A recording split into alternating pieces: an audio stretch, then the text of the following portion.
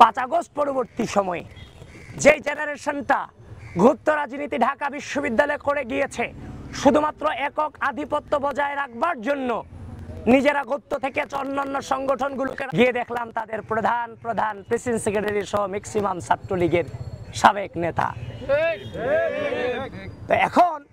5 August পরবর্তী সময় আমরা এই জেনারেশনটা কখনো কল্পনা করিনি যে তারাও তাদের যে পূর্বসূরি মুক্তিযুদ্ধ সম্পর্কে যে ধারণা ওন করে তারা, আমরা চিন্তা করি না। আমরা ভেবেছিলাম আমরা একই জেনারেশন, কিন্তু 5 আগস্ট পরবর্তী সময় ঢাকা বিশ্ববিদ্যালয়ের মাটিতে